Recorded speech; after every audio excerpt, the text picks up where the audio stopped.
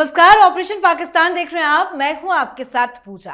पाकिस्तान में सब कुछ ठीक नहीं चल रहा है। बलूचिस्तान की राजधानी क्वेटा में गृह युद्ध जैसे हालात बन गए हैं। जनता सड़कों पर है और निशाने पर है army chief field marshal Asim Munir. इसकी वजह बलूचिस्तान में बढ़ते विद्रोहियों के हमले हैं। पिछले 5 दिनों में अकेले बलूचिस्तान में हुए हमलों में 38 सुरक्षाकर्मी मारे जा चुके हैं। पाकिस्तान की आंतरिक हालात भी काफी ज्यादा खराब है। तो वहीं पाकिस्तान के कब्जे वाले कश्मीर पीओके में लोगों में पाकिस्तान के खिलाफ जबरदस्त गुस्सा है। ऐसा गुस्सा पहले कभी नहीं देखा गया।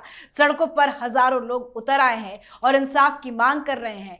आंदोलन के नेताओं ने खुलेआम भारत से दखल देने की मांग कर डाली है। ऐसे में बड़ा सवाल उठता है कि क्या पाकिस्तान के लिए पीओके नासूर बन चुका है?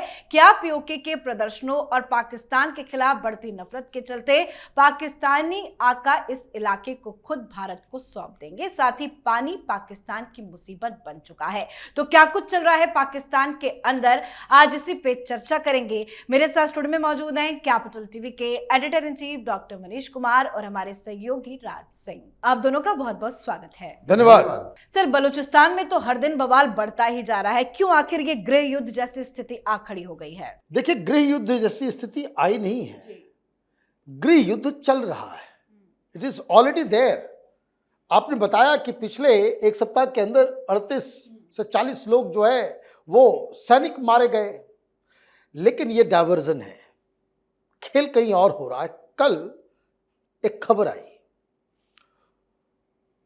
अफगानिस्तान बॉर्डर के पास ये जो बलूचिस्तान का इलाका है, वहां पे चगाई एक शहर है, अच्छा खासा है, 5-6 किलोमीटर लंबा है, 3-4 किलोमीटर चौड़ा है। ये चगाई हिल्स में ही पहली बार 1998 में पाकिस्तान ने न्यूक्लियर ब्लास्ट किए थे।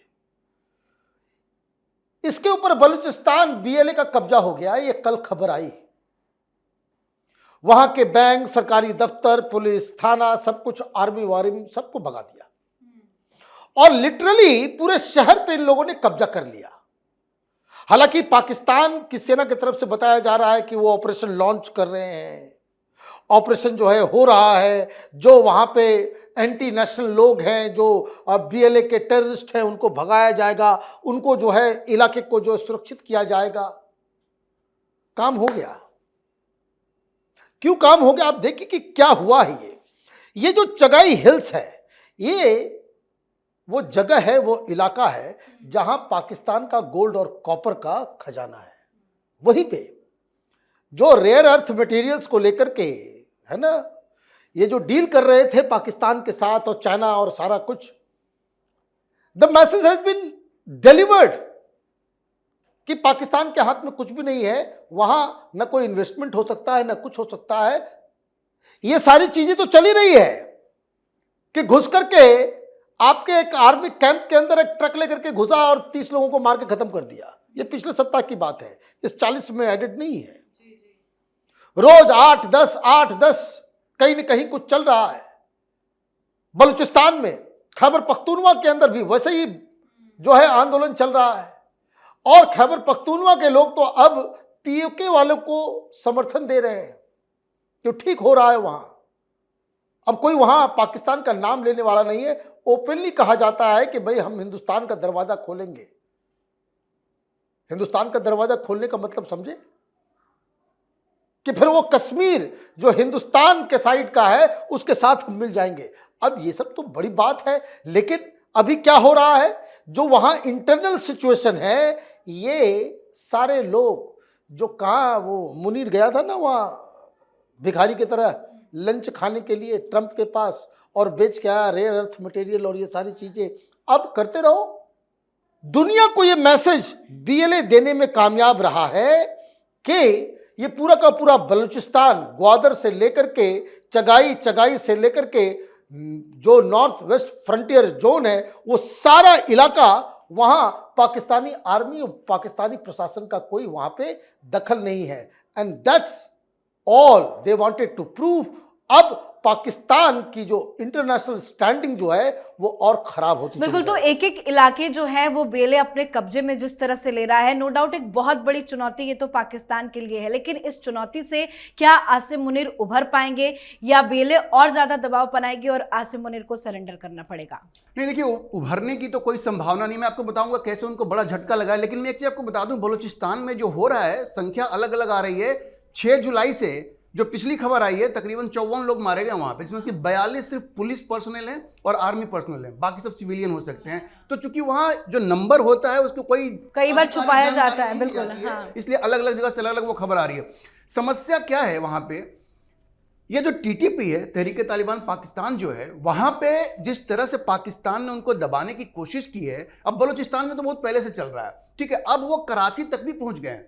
अभी 2-4 दिन पहले कराची में उन लोगों ने हमला किया जिसमें कि 4 उनके आर्मी पर्सनल मारे गए। तो जिस तरह से वो दमन कर रहे हैं बलूचिस्तान में, अब टीटीपी वाले खुल के सामने आ गए हैं और अब डर इस बात का है कि बलूचिस्तान में तो चलिए होता रहता है, अब ये धीरे धीरे कराची जैसे शहरों में भी ये फैल रहा है और खतरा इस बात का है कि ये आग धीरे धीरे पूरे पाकिस्तान में फैल सकती है। एक चीज मैं आपको और बता दूं, पाकिस्तान को भी एक बहुत बड़ा झटका लगा है। अभी वो आसिम मुनीर तो गए अमेरिका में, ओवल ऑफिस में लंच वंच कर लिया। यूनाइटेड नेशंस सिक्योरिटी काउंसिल में पाकिस्तान और चीन मिल करके एक प्रपोजल लेकर के आया 1267 का, कि इसको बीएलए को और माजिद ब्रिगेड जो उनका आत्मघाती दस्ता है, इनको हम लोग बैन करते हैं। आपको पता है इसमें गेम किसने किया? गेम ट्रंप साहब नहीं कर दिया, इसको वीटो करवा दिया कि नहीं, इसको तो हम नहीं करेंगे।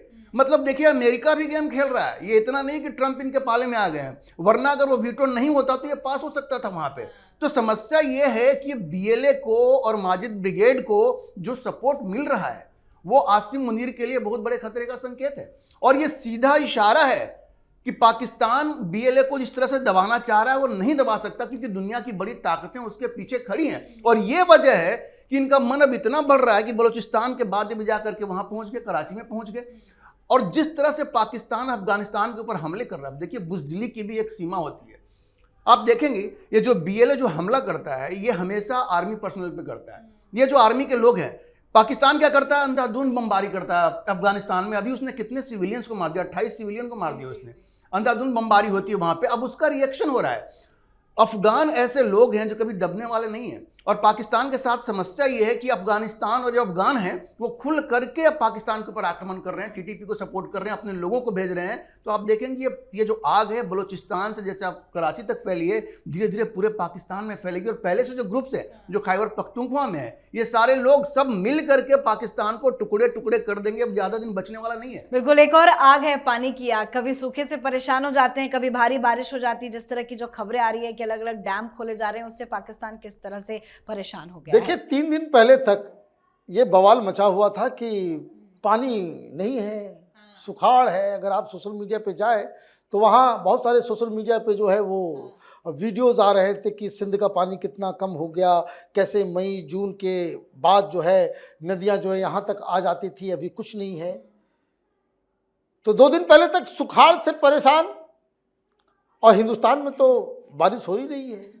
लगता है ऊपर वाले का भी जो है जो रहमो करम जो है वो पाकिस्तानियों पे नहीं है। बड़ी दिक्कत हो रही थी। इधर मूसलाधार बारिश हिमाचल में, हर जगह, कश्मीर में, अभी तो बारिश पूरे नॉर्थ इंडिया में ज़बरदस्त। तो हमारा डैम बढ़ गया, तो हम तो रोके हुए थे, पानी देंगे नहीं।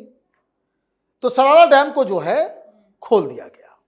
अब जैसे ही खुला, वो भी बिना बताए हुए, तो आप ये समझिए कि कल तक की खबर आ जाएगी या आज शाम तक खबर आ जाएगी कि बहुत सारे इलाकों में वहाँ बाढ़ आ गया, वहाँ बहुत ज़्यादा मुसीबत। लेकिन दिक्कत क्या है कि ये पाकिस्तानी ये उधर पहले भी हल्ला किया करते थे। जब बाढ़ से, जब हिंदुस्तान नहीं कुछ करता था, तो जब वहाँ बाढ़ की वजह से लोगों की मौत होती थी, तो वहाँ का प्रोपेगेंडा जो ब्रिगेड है आर्मी के द्वारा, आईएसआई का, कि इंडिया वालों ने गेट खोल दिया, इस वजह से मौत हो गई। ये टेलीविजन पे डिबेट होता था कि इंडिया वालों ने गेट खोल दिया, ये कर दिया, वो कर दिया, और इंडिया का पक्ष नहीं बताते थे, क्योंकि पहले हम लोग गेट जब खोलते तो बता देते थे। अभी हमने नहीं बताया है, और खबर ये इसलिए आई है कि वहाँ अब त्राहिमाम हो रहा है कि अब जो सूखा पड़ा हुआ था, अब इस सैलाब से हम कैसे बचे। दिक्कत क्या है कि जब सैलाब आता है वहां पाकिस्तान के पास पानी को चैनलाइज करने का कोई सिस्टम ही नहीं है। वो पानी यूं ही बर्बाद हो जाता है और इसीलिए जो वाटर स्ट्राइक भारत सरकार की तरफ से किया गया है, अभी देखिए जब ये सूखा चल रहा था तो कैसे 117 लोगों ने चिट्ठी लिखी कि भाई अमन की आशा वाला जो रिश्ते को ठीक करो, ये इसी के लिए था। लेकिन ये सरकार तो अलग है, वो पहले तो आर्मी के द्वारा स्ट्राइक करती है, अब वाटर स्ट्राइक हो रहा है। बिल्कुल, रिश्ते तो कभी ठीक नहीं होंगे। कैसे वाटर स्ट्राइक से परेशान है पाकिस्तान? देखिए, वाटर स्ट्राइक से पाकिस्तान तो परेशान रह गई। देखिए, पूरा ये जो इंडस ट्रीटी जो था 1960 का, ये बिल्कुल एक तो पहले भारत के पक्ष में नहीं था, वो एक तरफा था। भारत को उसमें न्याय मिला नहीं। और नरेंद्र मोदी ने 2016 में जो उरी स्ट्राइक हुआ था उसके बाद ही उन्होंने कह दिया था कि ये पानी और खून एक साथ साथ नहीं चल सकता। उसके बाद अभी भारत ने किया क्या, ये ट्रीटी को सस्पेंड कर दिया। ट्रीटी को सस्पेंड कर, अब देखिए इसमें 6 नदी है, 6 में से 3 उनके पास है, 3 हमारे पास है। भारत को जो अधिकार मिलने चाहिए थे जिस तरह से चैनलाइज करने का, वो इनको नहीं दिया गया था। ये उस वक्त की सरकार की गलती थी। अब नरेंद्र मोदी ने कहा कि भाई एक तो तुम हमारे यहाँ आतंकवाद को बढ़ावा दे रहे हो, उरी के बाद ही है बेंस में, इसके बाद 2025 में जो पहलगाम की घटना हुई उसके बाद ही इसको सस्पेंड किया गया कि भाई अगर हमारे यहाँ आतंकवाद को भी बढ़ावा दोगे और हम तुमको पानी भी देते रहे और उसको बिना किसी दिक्कत के, जो जिस तरह से ट्रीटी बनाई गई थी, अब जब से भारत ने उसको रेगुलेट करना, इसको रेगुलेशन ही कहते हैं ना, कब पानी जाएगा कभी नहीं जाएगा, जब से रेगुलेट करना शुरू किया, पाकिस्तान को वाकई तकलीफ हो रही है।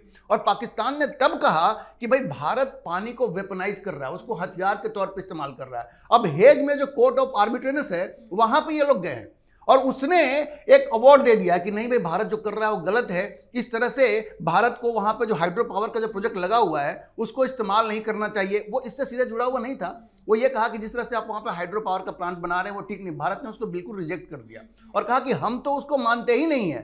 एक चीज समझने की है, प्रधानमंत्री मोदी ने पहले भी कहा है कि भाई अगर आप ये चाहते हैं कि भारत इस ट्रीटी को रिस्पेक्ट करे तो फिर आपको टेरर को रोकना पड़ेगा। अगर आप नहीं रोकेंगे तो हम तो इसको वेपनाइज करेंगे। और देखिए उसकी प्रतिक्रिया क्या हुई है, वहां पे बिल्कुल लोग दहशत में है। वहां का एक क्लाइमेट चेंज मिनिस्टर है मुशादिक मलिक, उसने कहा कि जो हमारा पानी रोकेगा हम उसका हाथ काट देंगे। मतलब प्रधानमंत्री मोदी के हाथ काटने की बात कर रहे हैं क्या? युद्ध की धमकी तो दी, वो तो हमेशा देते रहते हैं, कहते हैं हाथ काट देंगे। तो उनकी इतनी हैसियत है कि वो हाथ काटेंगे। और फिर बिलावल भुट्टो को देखिए, वो तो न्यूक्लियर वॉर की धमकी दे रहा है, वो कह रहा है हम परमाणु हमला कर देंगे। देखिए ऐसा कुछ होने वाला नहीं है। उनको पता है कि भारत के पास ये ताकत है और जब ये ट्रीटी को सस्पेंड भारत रखेगा तो पानी के लिए तो मोहताज हो जाएंगे, प्यासे मर जाएंगे। और ये जिस तरह से अभी डैम खोला गया है, एक तो वहां पे बाढ़ आ जाएगी, तो बाढ़ आएगी कि सुखाड़ होगा, अब ये भारत के हाथ में है, ये भारत डिसाइड करेगा। आज से पहले की जो सरकारें थी उन्होंने कभी इस पे ध्यान नहीं दिया, वरना पाकिस्तान की नकेल बहुत पहले कसी जा सकती थी। पहले की जितनी कांग्रेस की सरकारें थी उन्होंने कभी उसको इस तरह से इस्तेमाल नहीं किया। और अब पाकिस्तान कह रहा है कि भारत पानी को वेपनाइज कर रहा है। बिल्कुल सही कर रहा है। प्रधानमंत्री मोदी की सरकार ने जो किया है ये पाकिस्तान की नकेल कसने का बहुत बढ़िया हथियार है और भारत को इसमें सफलता मिल रही है। अब देखिए पाकिस्तान कैसे बेचैन हो रहा है और वहां के लोग धीरे धीरे सरकार पे ये दबाव बनाएंगे कि भाई हमें जीने दोगे कि या तो आतंकवाद बढ़ा लो या तो फिर मैं पानी दे दूं, तो उनको खुद ही मुश्किल में पड़ेंगे। अब ये स्थिति आ गई है वहां। बिल्कुल, बहुत बहुत धन्यवाद सर आप दोनों का। धन्यवाद। तो लगातार बारिश से चुनाव उफान पर है। पानी का दबाव कम करने के लिए भारत ने रामबन में बने सलाल डैम और बगलिहार डैम के गेट खोल दिए हैं। बगलिहार के तो 3 गेट एक साथ खोलने पड़े, जिसके बाद चुनाव में पानी का बहाव अचानक से तेज हो गया है। पाकिस्तान में इससे हाहाकार मचा हुआ है, तो वहीं आसिम मुनीर कई मोर्चों पर बुरे फंस चुके हैं। तो आप भी अपनी राय कमेंट करके जरूर लिखिएगा। देखते रहिए कैपिटल टीवी। नमस्कार।